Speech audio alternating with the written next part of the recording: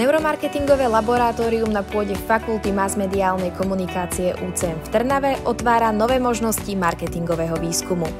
Laboratórium umožňuje prostredníctvom prístrojov skúmať okamžité reakcie jednotlivca na akýkoľvek mediálny obsah. Získané poznatky z našich výskumov v neuromarketingovom laboratóriu môžu mať naozaj veľký vplyv na úspech rôznych marketingových kampaní, reklamných kampaní, prípadne na úspech alebo účinnosť reklamných komunikátov. V neuromarketingovom laboratóriu dokážeme skúmať emócie v tvári, dokážeme odhaliť, kam sa spotrebiteľ svojimi očami pozerá, čiže aj na základe takýchto dát vieme odhaliť kritické miesta a neskôr s nimi pracovať a upraviť komunikát, webovú stránku alebo čokoľvek, čo sa týka marketingu.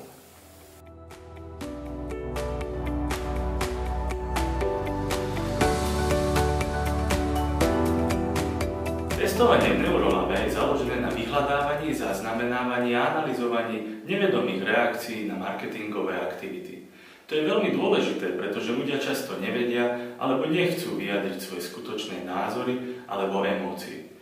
U nás v Neurolabe sa venujeme vede, ale sme zameraní hlavne pre prax a preto máme za sebou už niekoľko úspešných spoluprác so súkromným, ale aj verejným sektorom. Vďaka neuromarketingovému výskumu môžeme zistiť cenné informácie o tom, na čo sa spotrebitelia zameriavajú napríklad pri pozeraní reklám alebo výbere produktov.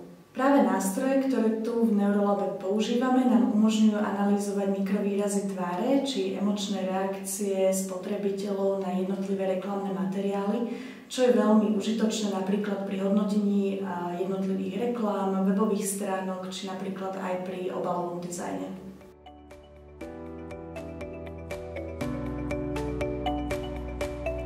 Neurolab pomáha pedagógom a študentom s realizáciou neuromarketingových výskumov do odborných publikácií.